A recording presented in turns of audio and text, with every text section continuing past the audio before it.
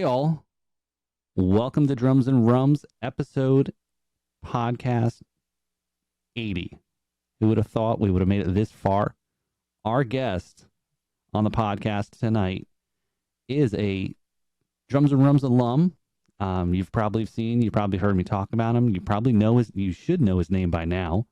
He is the musician behind our opening tune. So again, thank you. And we've already talked about having me to send lots of royalty checks for him. And also host of the Jams and Cocktails podcast as well.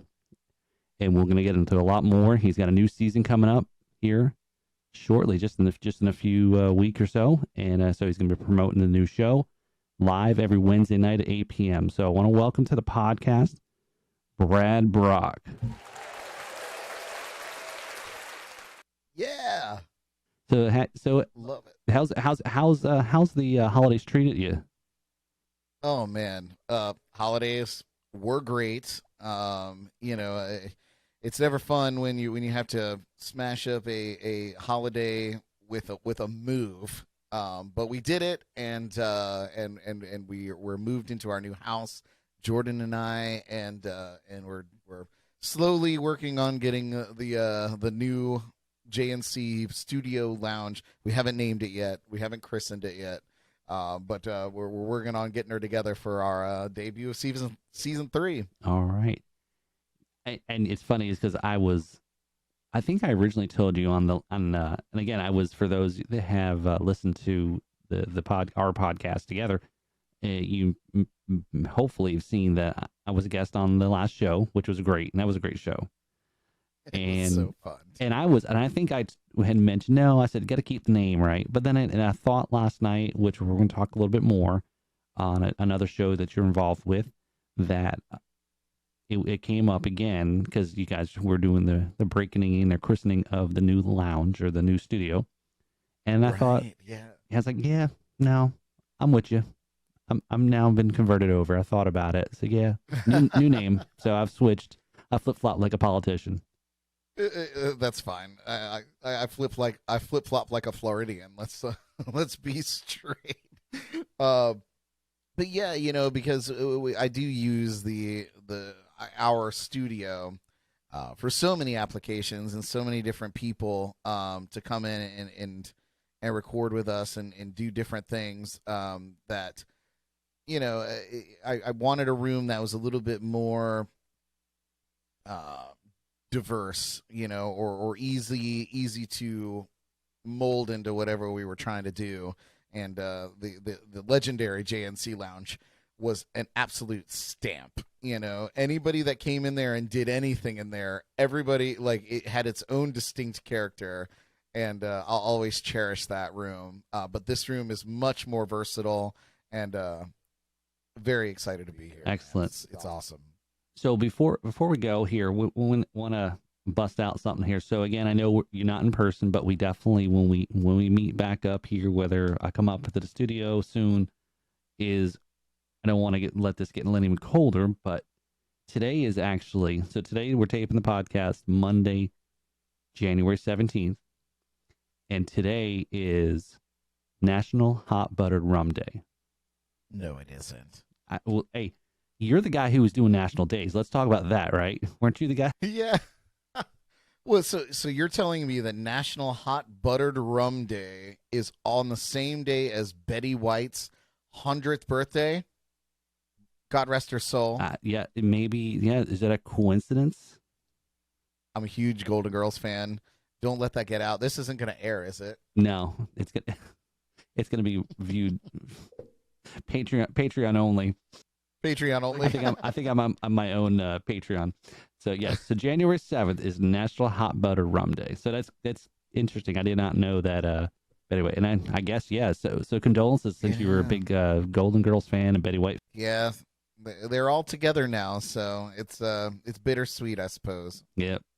So yeah. So switching over to our hot butter rum. So hot butter rum, if you don't know, and again, this is a rum podcast, so I think most of you will know. But again, for those that are listening, I'm always trying to get in between the folks that maybe are drummers who don't know a lot about rum, or the people in the middle, right? So some of the new educate a lot of folks. What we say, informative and information. No, entertaining. Entertain. That's it. So we have a recipe here that we use, and again, you can Google this and find all sorts of recipes, different kinds, and different ways to make it. And if you Google hot butter rum, but our friends over at Instill Distilling here, they have a recipe on their site. And again, become good friends with Eric Tansey, the owner, and he's also got a couple podcasts he's involved with, so he's a big rum guy. And this is their hot buttered rum recipe. So you take all of that, a stick of salted butter, a cup of dark brown sugar, a cup of light brown sugar, 4 cinnamon sticks, 4 whole cloves, and a partridge in a pear tree. No. And then two quarts of hot water. Throw that all in. Now, they do theirs in a crock pot, low and slow for 4, and just kind of let it steep and just kind of let it go. And then you just add a shot of your favorite rum to each of the glass, and then, or you can put a whole bunch, make a bigger thing. Serve it with whipped cream and sprinkle some cinnamons. But we're not going to do the whipped cream tonight because we may use that for later. Let me get this straight. So what they're doing is they're with the crock pot, they're creating the mixer, essentially, right? So they're creating the mixer, and then you add whatever your favorite rum is to that mixer, and that's what's happening here? Yeah, so if you can see, for those that are watching the video, so again, listening, you'll have to go over to the YouTube and watch the video, but here in our little Pyrex cup, here, this is just a little bit. And, and then, also then, that's 2 quarts of hot water. Now, you put 2 quarts, that's a lot of water, right? So we had, right. We just did ours on the stove. We didn't bust out the crock pot. And we did this last night, and then I just stored, the all of that once it cooled down in a couple bottles, so that's let's see here. Yeah, so our friends up there in North Carolina, which are probably freezing their butts off right now there. So shout out to Eric. 100%. I know we had we're going to have, actually, tonight's perfect night for us to have it because it's actually going to drop down, I think, into tomorrow morning, on Tuesday morning, going to be in the 40s here in South Florida. So I don't want to talk about it. It's too cold for me. And it's much, I'm a Floridian for a reason. We talked about flip-flopping, and I literally have more flip-flops than I do any other shoe in my closet. You're gonna have to put socks on with your flip-flops tomorrow. So this is it. This is a and there's no rum in it yet. So you really can. This is just the base, and then you can go ahead and just add whatever rum you want. Again, we're gonna go ahead and add in here. So Brad, since to do the honors, we sharing a cocktail here, and again, maybe we can make this when we're up at the new studio. I'll make that for you. But somebody here in the studio is going to drink your share. So I think it's time to bust out our hot buttered rum, as long as I don't make a mess.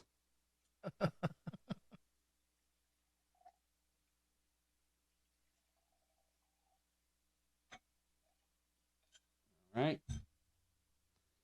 And I'm sure that my share of this is going to go to somebody incredibly worthy. This person that is drinking is, yes, your share is going to somebody incredibly worthy. So, and special and beautiful and amazing. Yes, she doesn't have headphones on, so she'll have to believe what you're saying. All right. Now, what rums are you using with that particular mixer? With the concoction. So this rum that I'm using is from Instill Distilling, and this one is the spiced rum. Now, who's the woman on the label there, Paul? So the woman on the label, and then this one is Ava, and this is not the name of the lady, but this is actually the name of the style. This is actually aged. Okay. This is aged rum. The Ava and Avia. I can never remember how it's said, but it's this one is actually aged. I forget there's a process. It's not actually barrel aged, long many years. It's actually they partner with a local science technology company to kind of age the rum. So it's actually kind of neat. But yeah, so the ladies actually, that's how they refer to them: Lady 1, Lady 2, Lady 3. So they do have a clear or a light rum, the spiced and the aged rum there. So I can't remember Brilliant. the names. They do have names. These are actually real women. This is their portraits or their design, you know, that they wrote up. And these are actually real people in this bottle, which is actually kind of cool. So That's very cool. Yeah, and we as our friend Kevin McLaughlin would say, we live in the future, where you can age booze uh, without having to spend the time aging I it. You know. we're getting close to putting the little pills in from the Jetsons. So Right. so Cheers. so here Paul. cheers here, Brad. So that might need to be a new sound effect. The chinging glasses. Clink clink. Yeah, it's pretty How was good. that? Oh yeah, yeah. Oh yeah. I'm living vicariously right now. Hey, stop by, and we're gonna talk about why you can stop by, because I have a whole nother bottle of what I made that I have in the fridge. So maybe if you stop by tomorrow, lead in to talk about maybe your upcoming shameless plugs for tomorrow. Ooh. Love it. All right. So, all right. So let's get to it. And care free to bring more in if you don't mind. So that's my off scene bar help. So all right. So let's get into this. So this goes way back. So for those of you who've listened to the podcast, and again, thank you for checking out the podcast, and even new listeners. I always find it awesome to see new downloads and spikes and peaks. Somebody found out the podcast. So again, thank you for listening. If you just found it out, or if you've been a long time listener too, thank you both. So if you've gone back and listened to the catalog right now, this episode, as I mentioned, this is episode 80. So again, we've in our second year, or is it technically third? Anyway, so in March of this year, we'll have been a full year, but we probably, no, 2 years. And then, but we're not right at 110. Listen, guys, we are not experts at mathematics. That's why we're podcasting. Yes, that's right. Drinking and trying to do math. Drinking and trying to do math is just not going to pan out well for anyone.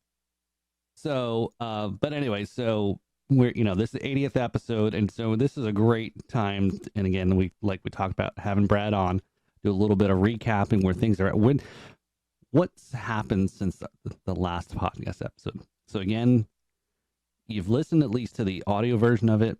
I think we have some video of that, which was a little bit of a crazy event actually at the Twisted Tuna in Jupiter here at Florida, where we taped that episode with Brad. I had him on. And, again, Brad, as we mentioned, he's a podcaster also. He's a musician. He's a one-man band, which we're going to talk about.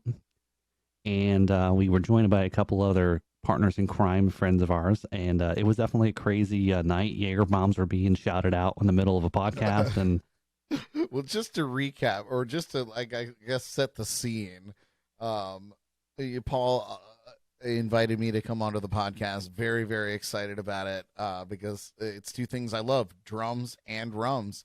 And Paul. So there's three things. Amazing. And we came up with this grand idea to do it on location at the Twisted Tuna in Jupiter, owned by my friends. And we did it. We went out there on location.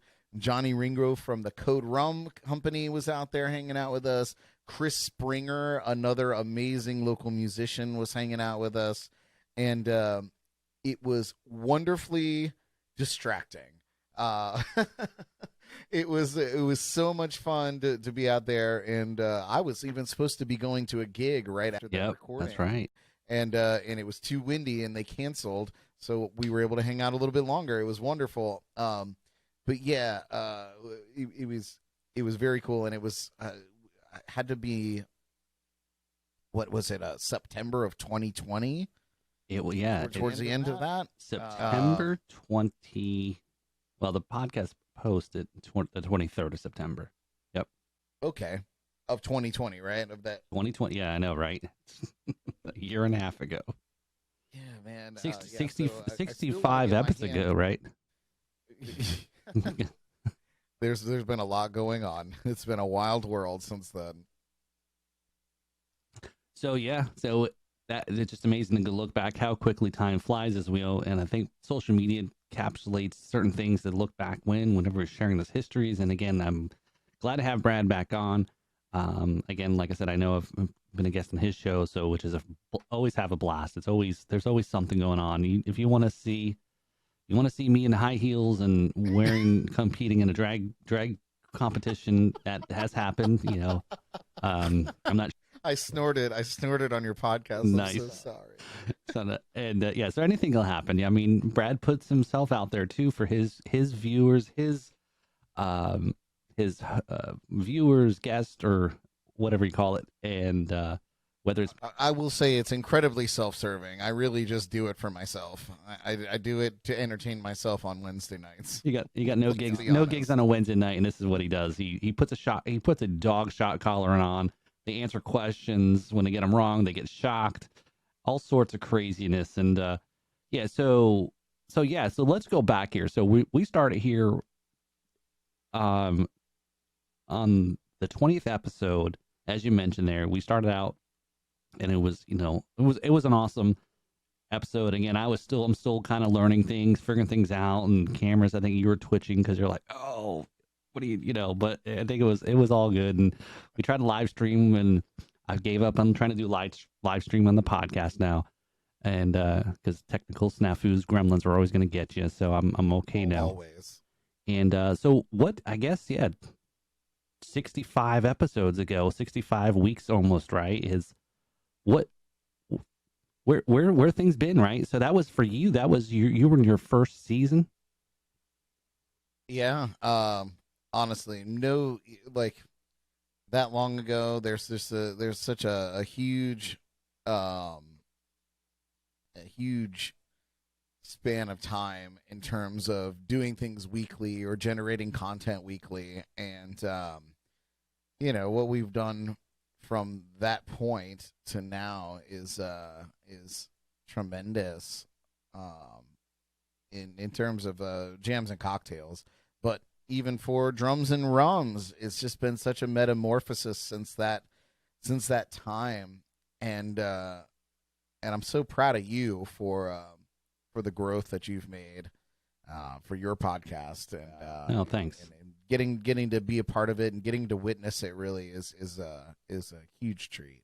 Yeah, So. and I know everyone. This is going to be a little bit of a love fest, and Brad and I have our crushes on each other, but yeah, no, and I have to thank you, Brad, a lot for if you call it taking under your wing, but have been also supporting each other, right? I think it's been very mutual, right? Whether it's you help me with technical things, being your background in being a musician, and all of that, how recording and microphones and the right things, and to guests, right? Sharing and referring other guests to each other, right? Whether it's just recently having on your fellow cruise mate, buddy. Yeah. And Graham, yeah. and then even having Nick and Tim from the Enormous Gorge on, right? That was a fun show that that took place as well. Yeah, that gorge is not just big; it's enormous. But I got to work on that. And Ringo made an appearance on the show too, man. Yeah, and to just go back to you, Alex Meixner, which was like, what a gem of a man and a huge talent, and that was thanks to you that we were able to have him on our podcast. So it's been a wonderful journey, man, and I guess something I wanted to mention was, podcasting is so cool because we probably would never have connected if it wasn't for that. And Chris Springer, he gets props for that. But our shared love of podcasting and sharing stories and bringing people together is what brought us together, and I think that's very, very cool. And again, I'm very proud of your progress It's very, very cool. It's been very cool to watch, and I appreciate you inviting me to come back again. Yeah, It's very cool. No, most definitely. So let's talk about a few things here now that we're done making out, and For sure. and talk about the evolution of your one man band, right? Obviously, for those again, if you don't know Brad, check him out. Devour all of his socials, jams and cocktails, or Brad Proc music. He's a one man band, which means he does it all. So he sounds like a full band, and we're going to talk about here in a little bit, which includes probably asking, where does the drum part come in? Well, he does that too, right? Guitar, sings, drums. So he'll talk about that. And then you mentioned Johnny, right? Johnny Ringo of Code Rum. So big props to Johnny, right? Super awesome guy. There we go. There's a bottle of the key lime, Code key lime, right? I might have to re-up while you're chatting. I'm gonna. Yep, no problem. Go ahead and freshen this up. Let me ask you real quick, Brad. What does Johnny say all the time about drinking the Code key lime? No knife. No knife, no lime, no problem. So, yeah, and then we'll go through, like I said, we'll talk about the sneak peek about season 3. Let's see what we can get out of Brad before he goes live and premieres. I know he's doing right. I think would you call it your it's like a book tour, right? You've got lined up here over the next couple weeks here. You're on our podcast. You'll be on another one. I think you'll be on. It's true. Yeah, we're on a press tour. I think you're on Sally Jesse Raphael on the end of the week. And Geraldo. Sure, back in 1995. Phil Donahue. Oh, Donahue. Oh, too soon. So, all right. So yeah. So let's talk about. We'll go start there first. So let's talk about the evolution of the one man band show. Sure. Yeah. So I worked on cruise ships for a very long time. Many years, in fact, probably too many. And and when on that particular venture, or at least towards the end of it, all I did was just sit in a lounge and play guitar and sing songs, and it was great, and I had a great time.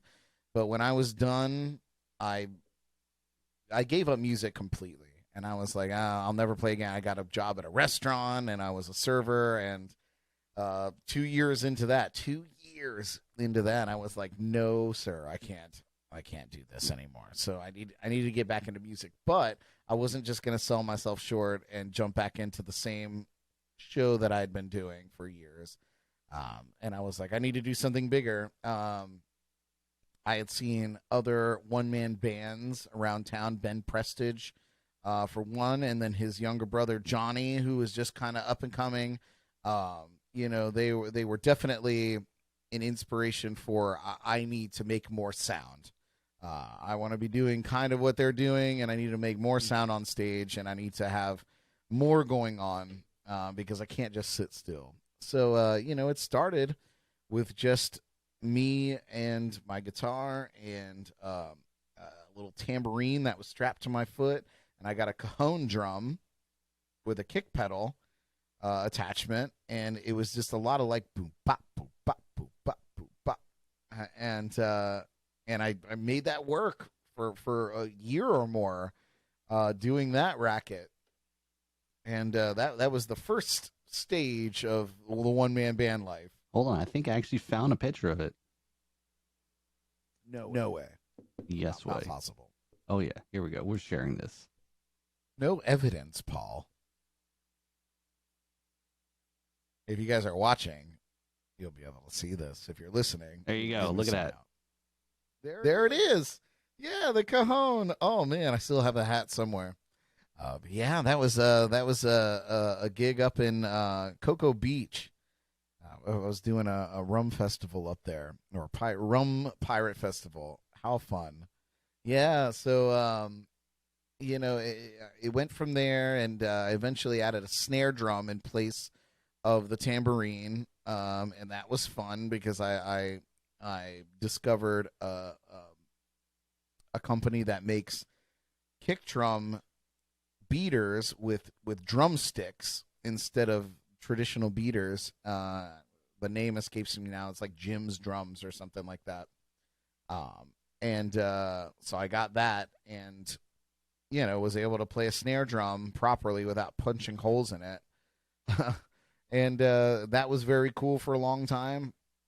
And then the thing that changed it all was somebody asked me why I don't use electronic drums, or maybe I should try electronic drums with my one-man band show because I could probably do more in a more compact space. And I was like, that sounds reasonable. So I bought a very inexpensive electronic drum kit and kind of inverted everything and made it work for my feet. I got a couple more kick drums or kick drum pedals, and I did my first show with it. It was terrible because I didn't know what I was doing at all. But then after I rehearsed it for a while, I couldn't go back. Perfect hits every time. And, because my whole goal was to not use loop pedals and to not use backing tracks. So the challenge and what makes it fun for me is to be able to produce these sounds and do these songs in a way that are at least recognizable without any kind of support other than what I'm bringing to the table. So that's the challenge. It continues to be the challenge. And yeah, that was the turning point in terms of the drum set. So now I have a kick drum, snare drum, floor tom. I tie in a tambourine with my snare drum, and I play a ride cymbal with my ring finger on my strumming hand. I'm able to strum the guitar and also play the ride cymbal at the same time with a trigger that I've put on my guitar. And yeah, it sounds pretty. I'm sure I'm going to offend every drummer out there in the world, except for David Bloom. Dave Bloom actually really enjoyed what I was doing, so it's totally fine because he's legendary and he approves. So Dave Bloom approved. My drum kit is pretty legit, and oh yeah, you can kind of see it there on the screen. Yeah, man, it's always a work in progress. I've got it to a place I really enjoy, but there's still room for more, and I can't wait to add to it. And then yeah, that's just the drum part of the whole one-man band setup. There's so much more. Yeah, so that and that's great because as you mentioned, right, there's others that are out there here in South Florida, and again, maybe there's others out there. So please, send me a message, send us a message. If you're doing something very similar to this, I would love to know that. But I think to the point, as Brad mentioned, a lot of folks here in South Florida that are soloists are either looping to create a little bit more sound other than a guitar and singing, or maybe a some type of kick drum or pedal or kick drum and snare that they're using with their feet while standing up and playing the guitar. And or maybe a cajon, and I was playing cajon with I took the poor man's way of taking my kick pedal and playing it backwards in the heel rather than they have all sorts of things now where you can play like a little bit more traditional style of a kit to a full band sound, right? Taking as you mentioned, electronic kit triggers, and you've got some of your pedals actually are some of the pedals are not necessarily using beaters, but they're using sticks. Right. Yeah. So you kind of fashion that, right? I mean, that was something you had to make on your own, right? Yeah. There's a company, I believe the guy's name is Jim, and forgive me, I don't, I have no idea the name of the company. I could almost see the logo in my brain, but the guy's it's a good thing name he's is Jim, not sponsoring. He's not sponsoring because it'd be a little. That's true. I would probably know the name better if he was Jim, if you're listening. But no, yeah. he creates these beaters, and he makes the quiet sticks with the bamboo shoots, and he also makes just a full on sticks, wood drumsticks. And I found that they work a little bit better because I use mesh heads for my drum pads, and the beaters would just the traditional kick drum beaters would either punch a hole straight through the mesh, or they would knock the piezo transducers off of their, which are the pickups for the triggers. It would just knock them off, or just totally demolish them. And that doesn't bode well when you don't have a replacement handy. So the sticks actually are a little bit of a lighter hit, but they still deliver the same wallop that it needs to make the sound. And the triggers you use are, what are they, Roland or Red Hots or? So as evolved over time, I was originally using an Alesis Nitro mesh kit, and I would recommend that to anybody entry level or beyond.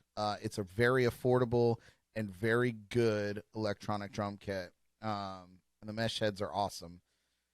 So I was using that originally, and just for the effect, visual effect, I decided to get the Questlove little drum kit that he makes, the pocket kit.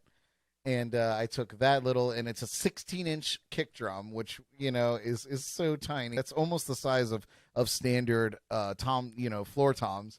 And I got that, and I use a Roland trigger on that. I use the Roland kick trigger for that, which is removable with a twist, which is awesome, and it works really, really good, and it looks great out front.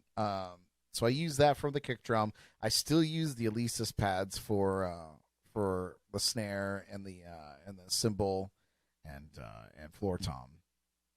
Great kit. Have no qualms with it.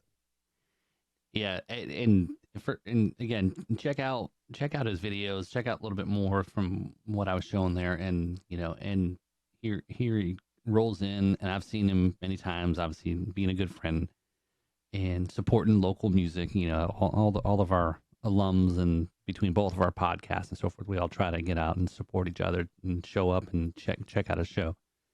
And it's definitely it adds so much, especially when it's a solo night where a venue might be only wanting to pay for a soloist, but being able to bring a lot more sound to it. And then especially on a Monday night, I've seen you over the famous Square Grouper, and I think world famous, Grouper. Yes, this is where they filmed the 5 o'clock somewhere. So this guy's played there on the same stage, right, in that video. And no, that's not accurate. The Square Grouper has gone through a major metamorphosis since the days when Jimmy Buffett filmed at the bait shack there. Yeah. But like on a Monday night, yeah, it's the crowd comes in, and Brad plays a good mix of blues stuff, some of his own originals, like we mentioned, his song "It's Once Upon a Bottle of Rum." We start the show with. And a lot of 90s, right? And a lot of that's a good a lot of crowd tunes there. So yeah, so it's definitely adds a lot more, and it's when it comes to that drum and that beat and that rhythm and performing, and it all comes together. So yeah, it's a lot of fun for me too, because it's getting to hear something that isn't just me strumming a guitar and singing. It's an opportunity to generate, as you mentioned, more sound and just a more cohesive, creative sound. I use an octave pedal to run bass lines on my guitar. I use Amplitude on my iPad for all my guitar effects, and so I'm able to change that up as well. So it's I'm able to put out a lot of different sounds for a lot of the songs that I do. So it's not just the same every song. Which is great. And I use a octave or a harmonizer my voice, so I can do all those Eagles tunes and Crosby, Stills and Nash and Temptations, at least to the best of my ability. When you're not wearing your tight pants. I'm always wearing my tight pants. Yeah, that's why he gets big tips. But so are you so how many gigs a week do you typically do? Oh man. I usually gig about 4 or 5 times a week. On average. So 4 or 5 times a week, right? He's also producing his show, getting it all set up, his Wednesday night show. And then on top of it, other than, donating his time at the local, old age home, he's also the producer of Johnny Ringo's show. I know it's changed. The Johnny Ringo Show. Okay, I know it's changed. Name's changed a little bit, but yeah. So you're keeping busy. So I think Brad might be, and he won't accept this because he feels there's others in the Treasure Coast, and the Treasure Coast area is just a little north of the West Palm area, but essentially the southern part of Florida. But I think Brad's probably one of the hardest working guys and musicians in the area. So I know he's too modest. He won't take that. I don't know if I'm the hardest working guy, but I definitely put in some hours. We'll just leave it at that. I put in time, but it's worth it. It's worth it. So so the Johnny Ringo Show. So let's talk about that. So Johnny Ringo, Code Rum. I know you're sipping on some Code Rum there, and that's a show there that you guys have been keep moving along, and it's been constant, and it's going, and this was the first show back. So I think a little bit of a break also there. Yeah. So Ringo is a local legend in South Florida, and Florida as a whole. He's a native, and he's made a name for himself doing multiple things. Rum is really just the latest venture. So he's a local celebrity, Johnny Ringo. You can Google it. He's the pirate, not the cowboy, as he likes to say. But yeah, a dear friend of mine. I met him back in 2011 at a event called Tiki Bash, and the Tiki Bash Throwback, in fact. And it's a weekend I don't remember much of, but we slated a friendship that would last for a lifetime, and we've kept in touch and became great friends since I ended my cruise ship career. We connected, so I've been an ambassador for his rum brand, Code Rum, for years, and we've done multiple events together. I say multiple, but it's probably in the hundreds of events at this rate. And the latest venture was getting back into the radio game. We had the pirate radio show on the coast, radio station up here on the Treasure Coast, and they sold to a Christian radio station. So that kind of got put on ice for a little bit, but then I convinced Ringo. Yeah, your format didn't fit. Yeah, definitely not. We would have had to change some things up. Well, I mean, you're on a Sunday. It could have been definitely about spirits, right? Yeah, I guess it could have been. But yeah, so I convinced him to continue it in the form of podcasting. And, podcasting is a pretty new thing in the last 20 years, I guess. But to anybody older than that, it's, newfangled. But I convinced him to do it. And so we've continued it as the Johnny Ringo Show, which I also was like, everybody knows your name. Nobody cares about pirates. Sorry if I've offended any pirates out there. But so we continue on, man, and we do a lot of stuff about Florida history. We have a segment each week about treasure hunting, which is, if you're here in Florida and you don't know that this is the hotbed of sunken treasure in the world, then you need to get out more or listen to the Johnny Ringo Show. But we have legendary treasure hunters on each and every week to talk about that. We've had Taffy Fisher, who is Mel Fisher's daughter, on the show, and she brought a $100,000 silver bar into my house, where our studio was. It's the most money that's ever been in there ever. The property, cool, the property and they have value a just great went story. up by a bunch, right? Yeah, and then it dropped incremental, or dropped massively when they left. but but yeah, so yeah, we talk with people that are out there each and every day looking for treasure on the bottom of the ocean, and Ringo's just he's a gem, man. He's hilarious and sweet, and the show is really a lot of fun. And I co-host on it too, so I'm funny. Yes. Sometimes. Your fishing reports. Yeah, I have no idea what I'm talking about. I get my fishing reports from White's Tackle. Oh, don't tell anybody that. And I read them verbatim. We're candid now on the Drums and Rums podcast. I read them verbatim. Sometimes I don't even pre-read them. Sometimes I just get them cold and I read, and I don't know what the words are, so I make them up. Oh, wait a minute. And, Wait. All right, let's stop right there, because I want to give somebody to kind of, that you gave a lot of hard time to somebody else about reading and knowing how to say words. Okay. So the beautiful Jordan on the Jams and Cocktail has a segment, and is, and she's reading all the current events and birthdays and so forth, and and a certain person in the room there gives somebody a hard time about big words. Yes. Okay. But that's fair. And many times in that case, she does get a cold copy of her script for that segment. Sometimes on purpose, and sometimes because we're just, as we mentioned earlier, like I put in a lot of hours, so sometimes the news comes down the pipe right at the just before we start the show. So she gets in there and reads, and yes, so we are kindred in getting our scripts last minute and just reading them verbatim off the sheet. So check out check out all of the entire Brad show. Again, it's streamed live on YouTube and Facebook, 8 p.m. Eastern time, and on Wednesdays. And yeah.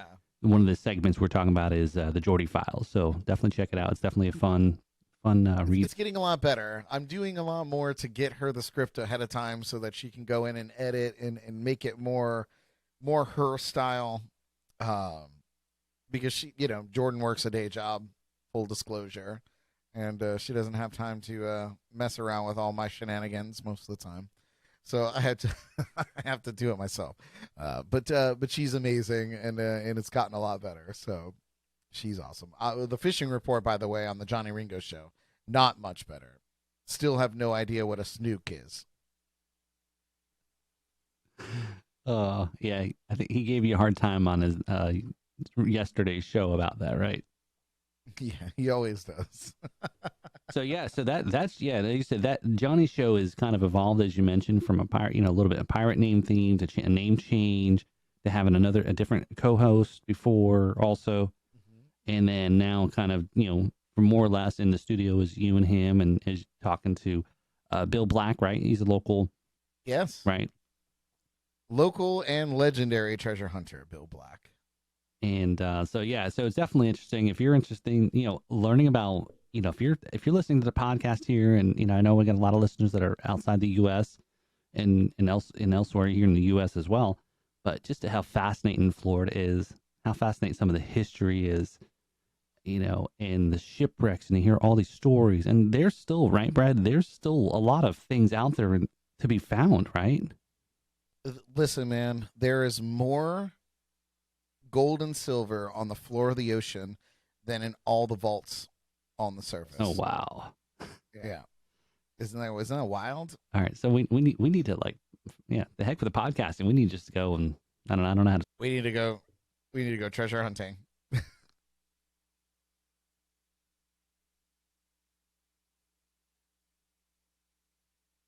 A few months ago, might even be more than that now, but we did take a little trip out on one of Bill Black's ships, and we just kind of went out and hovered over the cabin wreck in Sebastian, which is a well known shipwreck, very close to shore.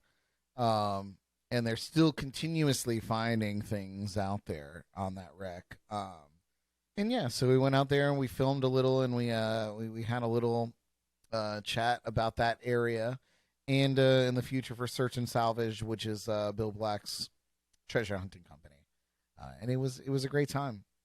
It was a great time. It was very rough out, so like I don't get seasick very easily, and I was like, okay, I've had enough. Let's take this back in.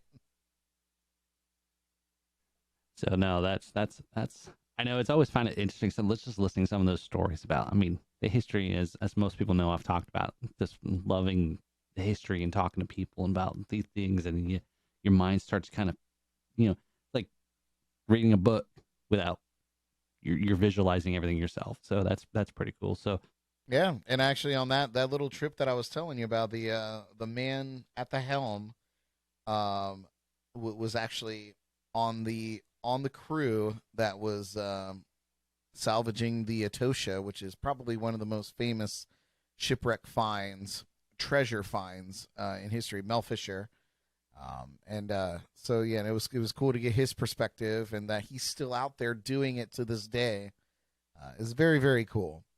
It's a culture. It's not just a job. So treasure hunting is a thing. can you imagine just like that's what you want to tell your parents that you after being a musician and or work running off to the circus that you want to focus your career on being a treasure hunter. I feel like being a rock star, being a treasure hunter, and being in the circus are all under the same tent, if you will. The big top. Boom. Yeah. We'll work on getting that real sound effect.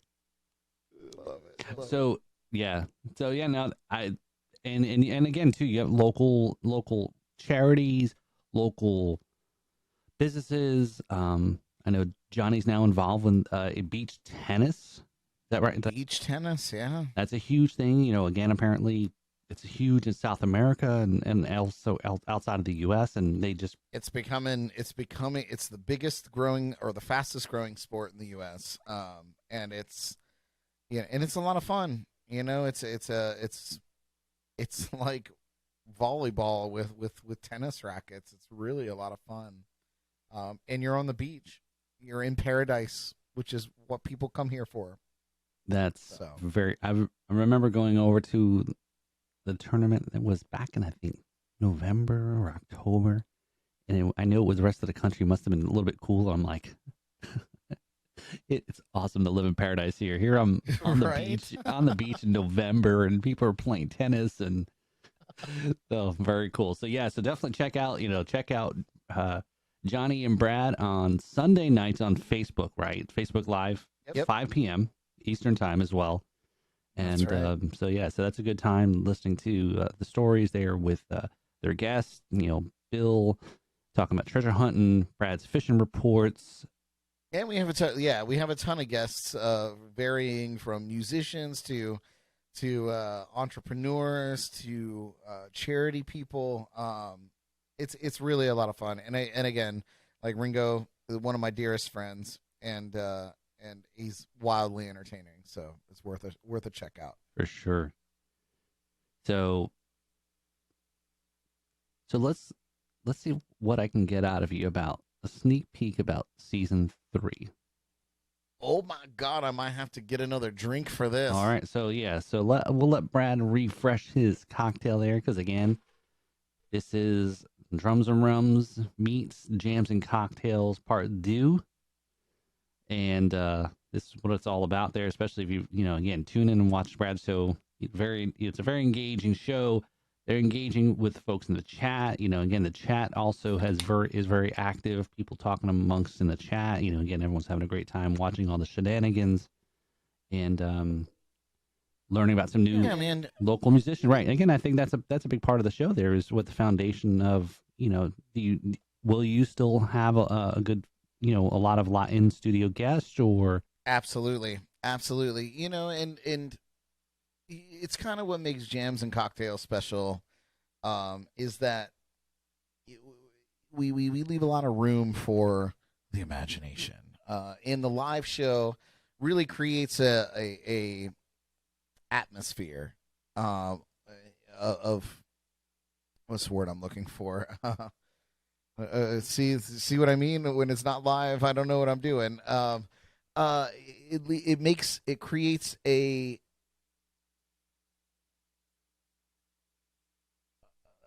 an intensity because it's happening now. Right.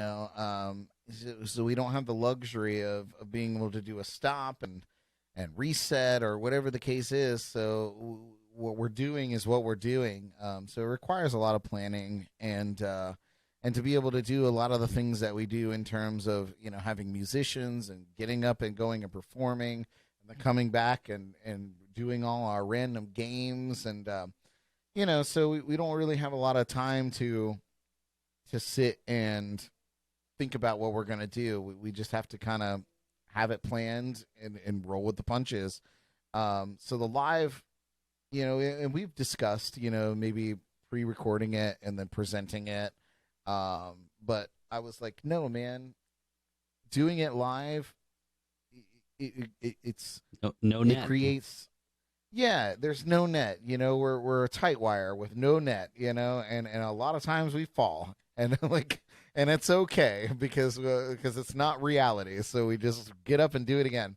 But it is a lot of fun to present things live and things that are off the cuff. Thank God we're not sanctioned by the FCC at this point, so we can just kind of roll with the punches. But it is fun to do lives and interact with our live viewers.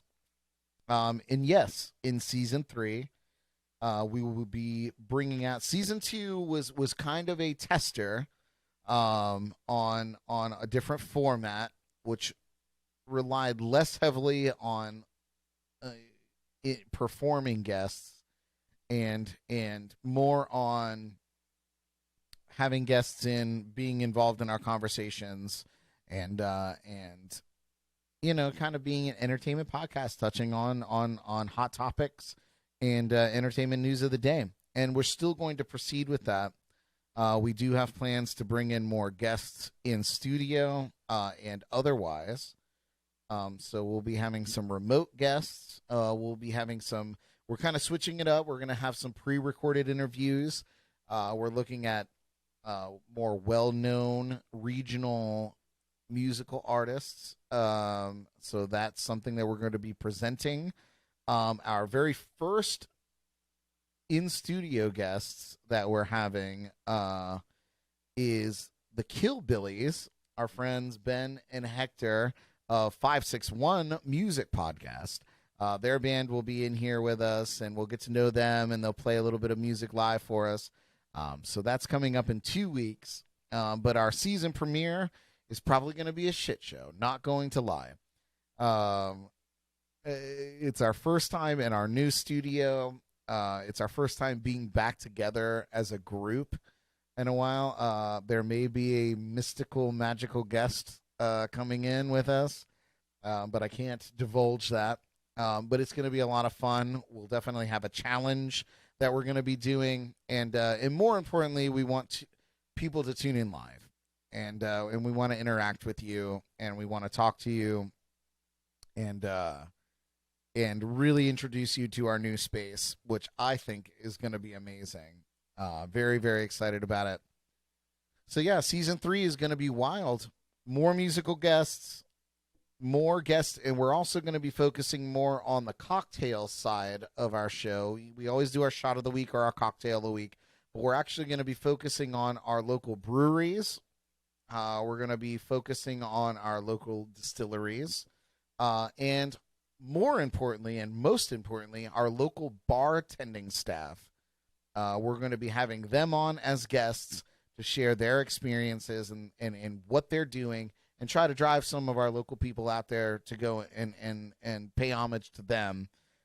So, we in the past we've had a lot of music guest wise, and I think now it's time that we have more guests cocktail wise. So very, very excited. One of our first guests are going to be Hop Life Brewing. Very, very good friends of ours, and very excited to finally get them in here and run them through the ringer. It's just going to be great. I love that idea, and about having, somebody who's, an actual bartender other than, others that you may have help out on over in the bar in the old studio. who usually make a mess and then say, hey, is there anything you can help me clean up? No, go ahead, I got it. And it looks like, bomb went off. Yeah, it's the day after. Let's talk about the legendary JNC Lounge for a minute. The day after our podcasts, after I've been drinking all night, we've had magical times. We've made great memories. I get up in the morning and I go out there and I'm like, oh my God, what happened out here? The very last the season finale of season 2, I went out there, and at the end of the night, you guys, you didn't get to see this on the show, but Jordan had made, what did she make? It was chicken wings. We had a ton of chicken wings. And so when the show ended, everybody went and grabbed a plate of chicken wings and came back in the lounge. And we were talking and drinking and carrying on, eating chicken wings. I found chicken wing bones everywhere in this place. It was just such a riot, man. And oh, I'm getting a little emotional. That lounge was so cool. And I met so many incredible people and really solidified very, very cool and important relationships in that room. And, I will be forever grateful for my time in that space. As obnoxious and crazy as it had become in many, many ways, it was undeniably beautiful. And I hope that this space that we're in now brings that same energy. Very, very excited to share with everybody. Jams and Cocktails live podcast debuting season 3, January 26th, 2022, 8 p.m. on Facebook Live and YouTube. Eastern time. That's my shameless plug. There you go. Shameless plugs early. Yes. So Eastern time. So if you're listening to the podcast, Eastern time. Yes, I know we have some folks that listen in Europe and Asia and so the time zone, Brad. I'll tell you some of the guests that I've had on. It's interesting with the time zone change. Whether it's the recent one we had, our first one of the year was with Winnie, past guest, and her bandmate there, JP, and that was 13 hours ahead. Well, God, didn't I crash one of your Friday nights with a gentleman from Australia? Like, it was 8 in the morning and we were raging. I forgot. I wish I should have grabbed the book, but that was Matt Murphy, the author of Matt Murphy. Oh, how could I forget that name? Like, literally, he's the third Matt Murphy I've ever met in my life. So, does that include guitar Matt Murphy? Matt from the Blues Brothers. Murphy From the Blues Brothers. I did meet him. No way. I did. Wow. 100%. I have his autograph somewhere. Yeah, he did. He did not give it to me. It was reluctant. Let's just put it that way. It was. What was this like? When you were serving them at a cruise ship, and you said, "Hey, can you sign this, sir?" It was basically like that. Matt was very old when I met him, and he had maybe signed 500 autographs at that point. And when I finally got to him, it was my job as a cruise ship employee to bring a stack of posters, which ultimately were going to the entertainers on that particular charter cruise. So it was a big music festival, and so my job was to get everybody to sign these posters and they were being distributed back to the entertainers. So all the entertainers had signed copies of these posters, right? So I showed up to Matt Murphy's station with just this massive stack of posters. But wait, there's and more. He gave me the look of like, "Are you kidding me?" And I was like, I'm so sorry. They told me to do this. And he said no, but he signed one, and I pocketed that motherfucker. Hey, So man, I have if it. you don't look out for yourself, who's going to look after you? Right? Rule number 1. But yes, so Matt Murphy, there was another Matt Murphy that I worked with on cruise ships. For a while, we were trading off. So like, I would live in Matt Murphy's cruise ship house, and then he would come and move back in. And then Matt Murphy, of course, from the Drums and Rums podcast, with his book from Australia, and oh yeah. That's it. Yeah, I've finally got a chance to start sitting down and reading it, and I'm like, this is interesting how, the story, the history, and how he's kind of writing the book. And again, from an Australian perspective of words and writing and style and so forth, which actually kind of I find kind of neat there. So yeah, I think you've actually you're sitting on a whole nother gem of, I think, a whole lot of other stories and things just from the cruise days of life on the cruise, right? And well, that's a whole nother, that may be another show that you can do. I'm gonna give you an exclusive right now. Are you ready, Paul? So there is a new podcast coming from the Brad Brock Empire. Ooh. Are you ready for this? This is exclusive. It's called Brock Tales, a travel podcast.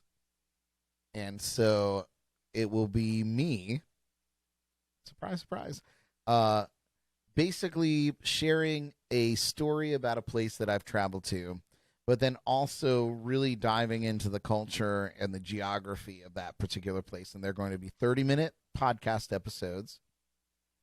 So you're going to get the story, and you're going to get the history, and you're going to get the geography. And then, of course, my highlights of things that you need to see when you're there. They are going to be pre-recorded, and they're going to be dropped as an entire season at once. So stay tuned for that. Nice. I'm not sure when that's going to drop, but it is in the works. And it's called Brock Tales. Nice. Because I'm Nice. Brad Brock. Well, let me give you applause for that one. I'm going to take it. But yeah, so that's coming up. That's exclusive. You're the only one next to Jordan who knows about this. Very cool. So now, yeah, And now everybody listening to this podcast right. knows. My millions of listeners. So, but yeah, no, that's great. And again, hopefully for those that are listening, I know a lot of folks that follow the rum world of the side of the podcast, and whether they're here in the Bahamas or just like our last guest, Toby Tyler, he's in the Bahamas there, or guests, like I said, other throughout the other locations in the Europe, etc. And just to listen to stories. I think people, especially when it comes to the podcast, is just listening to, as you mentioned, the recap that I did for the Rum Festival, and just somebody just kind of listen, just think through it, and you're listening. And it's not so much an interview podcast or a co-host podcast talking about a topic, and I've kind of looked at thinking about doing a couple stories are fun, man. Yeah, like I really, those crime stories, man. The crime stories that's a huge thing, right? Oh my god, they're super huge. It's unbelievable. But I really did enjoy your episode recapping the Rum Festival in Miami, or down that way anyway. It was really a lovely listen and insightful, and it was just you talking with some great music in the background. It was really great. I really, really enjoyed it. Go check out that episode, you guys. But yeah, man. So yeah, the new podcast will be easier for me to produce because I'm just telling stories and then hit adding record, in, right? little tidbits. Um, and I think it's a great way for me to kind of bring my journal or my diary out to existence. Um, because I have some great stories I've never told, Mm. that are just that should be told, because the world is an incredible place. And I feel like, especially in these times, we understand that the world is vast, but we don't really understand the way people are living, um, outside of where we live. And I had the privilege to travel, and not just go to a place one time, but go back to that place dozens of times and make friends there, and really really dive into their culture, and do normal things like buy toothpaste, and and things like that at the stores. And you know uh, what it showed me is that we're all human, and at the end of the day, most people just want to work, make money, and go support their families. And if we can find that common ground with everyone everywhere, I feel like we can make it work. Um, it's not so grandiose. We're just people doing people things everywhere on the whole planet. So it was really a eye-opening, fascinating thing for me to do. I'm really glad I did cruise ships. It was eye-opening, and it made me grow as a human being.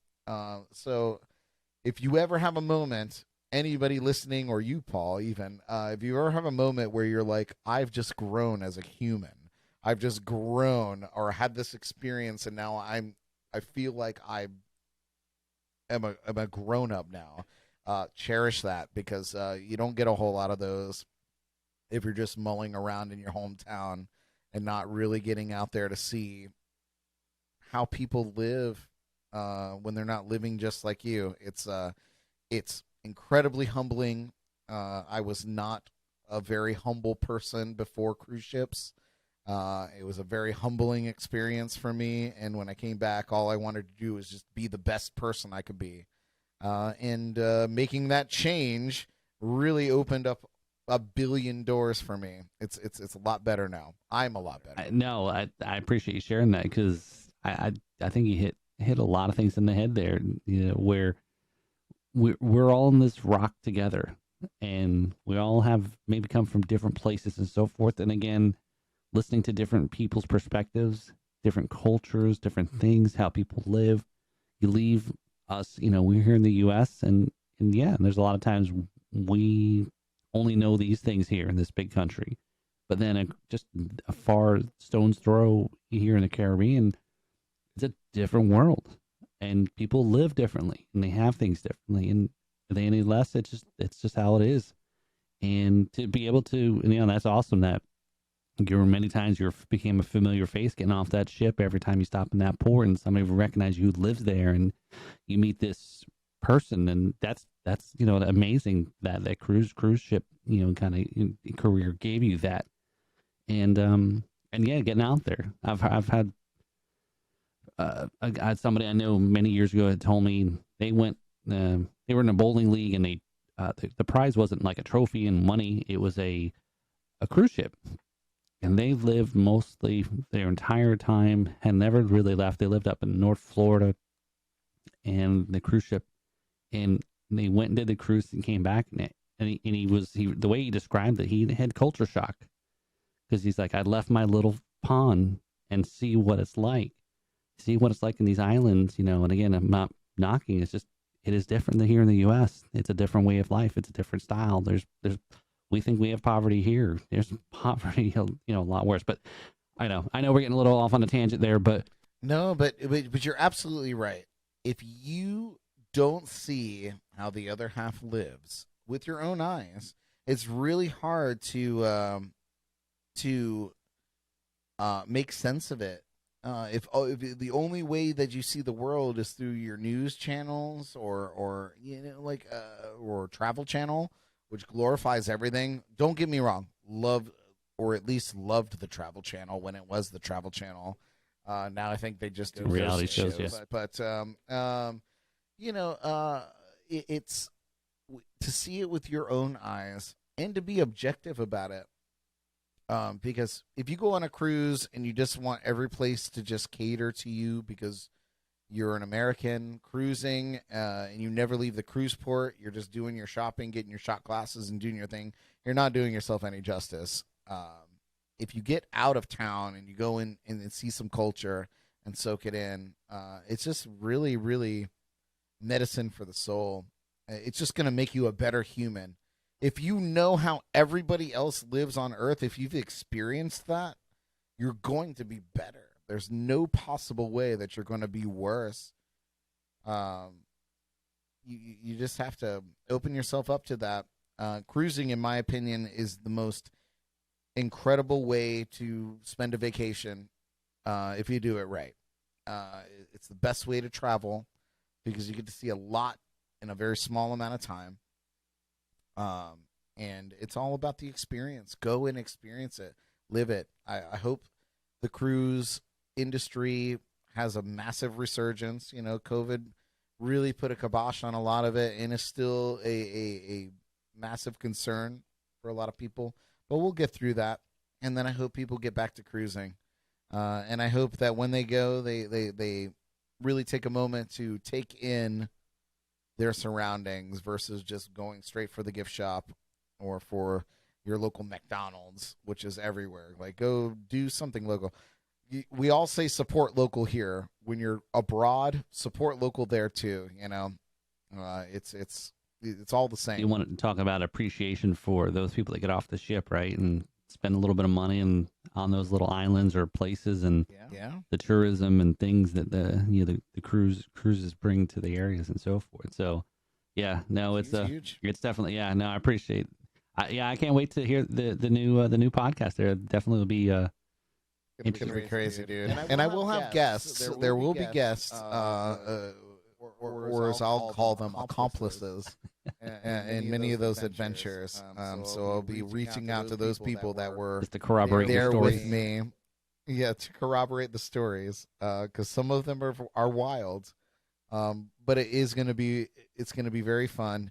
And like I said, it's not gonna be like you listen to one and then you're stifled for a week. It'll be dropped as an entire season at one drop, so you can binge it, and then I'll work on the next one. I have that many stories. Unbelievable. Excellent. All right. Well, very cool. So, all right. So we're at a part of the segment here is I think we actually, when Brad was on an episode 20, as we said, 15. Did I forget 15? Sorry. Trying to do them again. We already talked about not trying to do mathematics. Yeah. We're podcasters and we're drinking.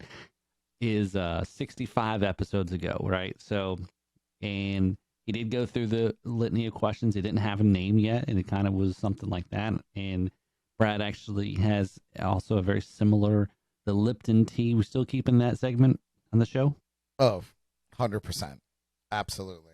So with our segment here, so Brad is both a rummer and a drummer, as we talked about, right? So we're gonna call this one. We'll go with in 4 sips. Four I know sips or less. 4 beats or 4 sips or less. Again, you listen to the podcast enough. All depends on what the guest is. So now he may or may not be very familiar with some of these questions. So I'm gonna full disclosure. I may be ripping some questions off that he may already know questions to. Heard. All right, so here we go, Brad. So, in 4 sips or less, what is your favorite curse word? Fuck. I didn't even need 1 sip for that. In 4 sips or less, what's your least favorite taste? Oh man. And if you think this is a good question, you can steal this one for the. It's really good. My least favorite taste.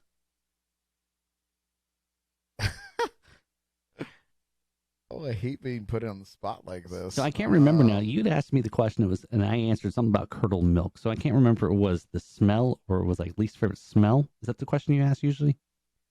A sound. I don't. My least favorite taste. I really. Oh man. Do you need to phone a friend? Maybe. Where's Jordan? Jordan I'll would tell know you, my his least taste. favorite taste is a whole big spoonful of cinnamon. That's pretty terrible. I would say maybe cauliflower. I really am not a fan.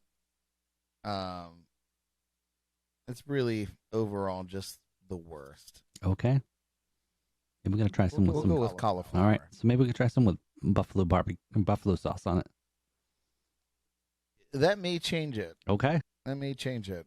But just straight cauliflower, I hate it. All right. All right. So in 4 sips or less, what's your favorite rum? Code rum, of course, obviously. There you go. There's your softball. But listen, man, I really do like rums. Code Rum had a very great aged rum called Commodore's Cut. I'm not sure if they're making it anymore.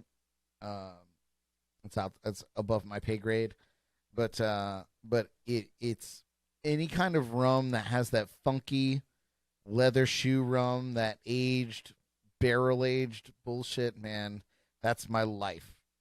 I love that kind of rum. I'm not a huge fan of sweet rums, with the exception of the key lime rum that I'm drinking tonight, because I think it's a great mixing rum, and it's definitely my favorite in the Code Rum family. But yeah, and then Bacardi White is probably my Go-to. my go-to. Yeah. Yeah, only because it's attached to so many crazy memories. So anytime I sip it, it like takes me back there, and it's wild. But yeah, Commodore's Cut of Code Rum is definitely my favorite rum. Okay. All right. Last question. Who's on your guitar Mount Rushmore? Oh my God. How many people are on there? There's 4 people. On Mount Rushmore? Four? 4. Yes. Great. We're learning things every day. I'd love to hear if you put yourself on there. Eric Clapton, Jimi Hendrix, John Mayer, and I guess Eddie Van Halen. His birthday's coming up, and I can't do anything that he does on guitar. So like that's something that I strive for. Yeah, I would say those 4. Those are my 4. All right. Oh, that's pretty good. Pretty good ones. Yeah, I don't get a chance to ask that one as much about from a guitarist perspective. I've had a couple folks that are on. Mostly it's drummers, and again, it does. Folks have to kind of think about it, right? I mean, we can talk about a drum Mount Rushmore. That's true. I apologize. And all right, so I'll give you a 5th question here. So here we go. We're breaking rules here. So, who's on your drum Mount Rushmore? Neil Peart. 100%. He's the first one. He's George Washington. And then obviously Ringo Starr, because we all learned recently how incredible he is as a drummer. And then Buddy Rich, obviously, mind-blowingly, and then drummer Dan, my best friend, my drummer from the Renegades band. Oh, back in the day. I forgot. Yeah. We haven't even really tapped into that way back Brad stories. Well, maybe You're gonna have to have a series of Brad Brock episodes because there's a lot going on, pal. Like that's right. You're gonna have to have a whole Brad Brock season of what we've gotten into. So if you're listening, definitely comment or if you're watching the video here, comment if you want to see more Brad, and especially it's like the prequel, like Star Wars. We went back to the beginning of time to start the whole story, right? So, so here's the question: is who plays little Brad in the TV show? Oh, that's obviously whoever the most adorable child star is at the time when we start filming. Will obviously have to be a very small child. No, to be fair, man, I was a pretty normal height kid until high school, where I just stopped growing. So yeah, if we go back in time, it'd just be a normal kid. It's the midlife before all of this that we're gonna have to find. Maybe the guy that played Tyrion. We should do that. Oh, there you go. And what was the saying in Game of Thrones, right? He drinks and knows things. I drink and I know things. Charlene just said off camera here. She said, that's who I was thinking. Perfect. Yes. All right. So please, if somebody knows, geez, we should know his name. Not Peter more Dinklage. That's yes, Name, Peter yeah. Dinklage. Yes, please at him. We got a whole story here. Peter Dinklage. I don't know. Okay, so you're gonna. So are we asking that? Yeah. So Peter Dinklage is gonna be playing Brad Brock. Yes. I mean, he's a beautiful man. He's So, great. I'll take it. Oh, his humor and all his things, even outside of it. I mean, hell, is even his performance in Elf. Yeah. Say it one more time. Say it. Well, I forget that he was in that film. He's great. They ran down the table to tackle Will Ferrell. It's so good. Yeah. So, all right. So I appreciate it, Brett. So let's wrap this up here again. To steal something from you there, to your shameless plugs. What do you want to get out there? What do you want to end all of this this fun for folks to make sure that you're hitting home for them to check out everything you're doing and so forth. Right on. If you want to see me play drums with my feet, come out to any of my shows. You can go to bradbrock.com and see my entire show date if you're in Florida. You can also follow me on social media, also including YouTube, where you can see all the videos of things I do with my feet.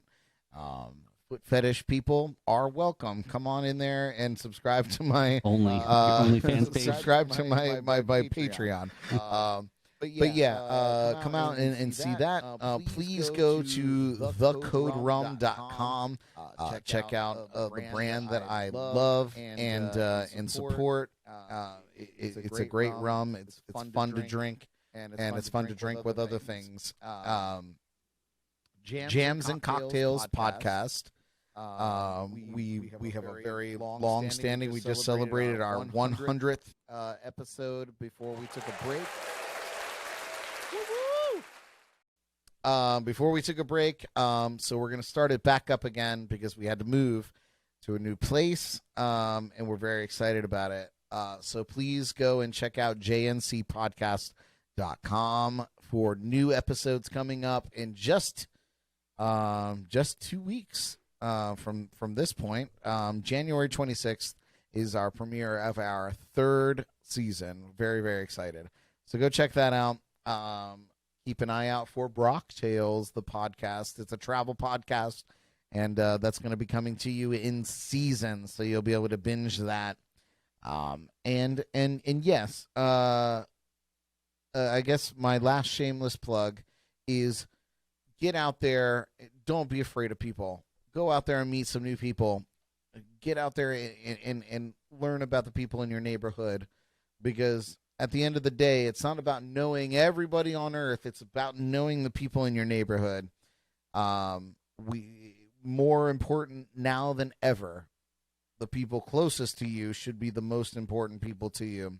And I really encourage you to know your neighbors and be a good neighbor. I think I'm stealing that from an insurance company, but it really is good advice. And keep listening to Drums and Rums, because they're doing things like this. and it's awesome. And I will be on 561 Music Podcast either this week or next week, whenever they drop that, and we'll be talking a little bit more about the debut and all of this, and you'll get to see my ugly face. That's my shameless plug. All right. Well, thank you there again, Brandon. Another applause there. All that. So you're performing on the 561 as well? Yeah. On the green screen. They emailed me and they said, "Don't wear green."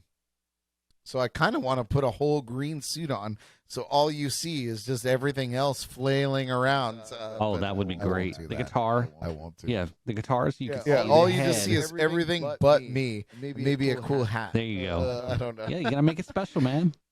But yeah, no, very, very excited to make an appearance with them. They will be our very first in studio guests, as we mentioned earlier. The Kill Billies will be our very first in studio guests. The first Wednesday in February. 101st, right? So, oh God, I don't even know. No, sorry, 102. Right, because your first one's. Yes, coming up next week. Oh my God, that sounds crazy. But yes, so I guess our 102nd episode. I feel like I'm gonna stop counting after that. It's just gonna be, we're just gonna be perpetually doing things at this point. But yeah, man. I forgot to mention, Brad. We'll have to definitely figure out. Maybe next time I come up, I got a game for Christmas. Of course, it's a drinking game here, and Love it. And so basically, it's like kind of like Operation. It's one of those games you see in the arcade. You know, you got to kind of take the little wand and not touch the sides. This is crazy. I don't know if you can hear that, but yep. So there you I go. can totally hear it. So too bad we couldn't hook this up to the shot collars there. So again, check out the shot collars on his. Listen, buddy, we could. We just have to put somebody in charge of every time they hear the squealing, they just hit the charge. This is worse than trivia then. That's awesome. Where did that come from? Do you know where it came from?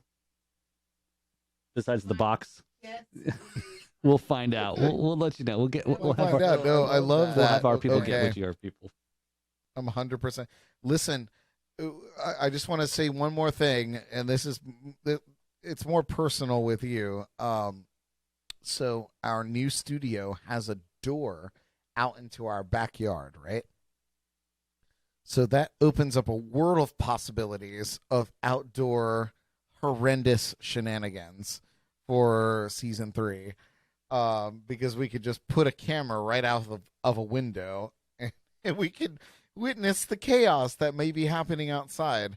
So all the things that we didn't want to do in the legendary JNC Lounge because it was enclosed, we can now do just outside of our new studio. So we have a world of very, very fun, torturous things. Why do I guests see through. like pig wrestling and jello wrestling or something to that effect? I think you're taking the thoughts right out of my mind. Sorry, yes. So You don't have to apologize. You're just quantifying everything. two minds think alike. So now that's hey, look, I can't wait to see it. Can't wait to see the new studio. Again, it's good to, as you mentioned, taking a little bit of time to take a little break to reset and kind of recharge and come back fresh. Because then there's a lot of times I feel that way when I haven't touched the drums in a while, and it's like then I get back on it. It's like, oh man, this just feels great. It's just like a sense of I was just telling Jordan today. I was like, I was just sitting in here and I was just like, I can't wait to get back in the saddle. I can't wait for the next podcast. I'm so excited. And we're stoked to get back into it. So thank you so much, Paul, for having me on and let me run my mouth about all the things I do, man, and getting to catch up with you is always a pleasure, man. Yeah, you got it. So again, cheers. I still got a little bit of my hot butter rum and to have a little bit more. Again, tonight's going to get a little cool down, and I switched it up, and I did switch over to Jupiter Rum. So again, they got some upcoming guests, and is that their butterscotch? that is their butterscotch. Yes, it is. So we'll have to that sounds delicious. Some try and so forth. So they're going to be our Facebook group top contributor sponsor. So they've got some nice goodies for our top contributor there. So if you're listening to this, come over and join on our Facebook group, Drums and Rums Facebook group. It's a great group, folks sharing information about rums, stories about drumming, and if you want to learn about either things, there's a lot of great people who know a lot about things in there, and it's just great community we're trying to build up there. So again, if you're a top contributor of things that are related to those two things, once you're at the top at the end of the month, then you can win some free swag from some of our fellow podcast sponsors and so forth. So stop by and check it out. All right. So Mr. Brock, again, congrats on season 3. We will be following along. We always tune in every Wednesday, and I occasionally will harass us. I will occasionally at people in the Facebook chat that I don't know when I'm playing the music game. The best part. It's the best part. So, all right, everybody. I appreciate and I thank Mr. Brad Brock for joining us on the Drums and Rums podcast, episode number 80. Check out Jams and Cocktails coming up here, new season 3. Check him out. Again, we didn't get a chance to talk about it, but we did talk about his song Once Upon a Bottle of Rum. But check out, again, if you enjoy that tune, download it, support. He is a musician as well. He's got a couple other albums out there, full albums out there as well. So check out. He's got a lot of great music there to check out. So, that's a part I know we didn't talk a whole lot about, but we definitely got a whole lot more. We'll definitely stay in touch and so forth. So have a great night, and thanks, Brad, for stopping by. Talk to you soon. Cheers, my friend. Cheers.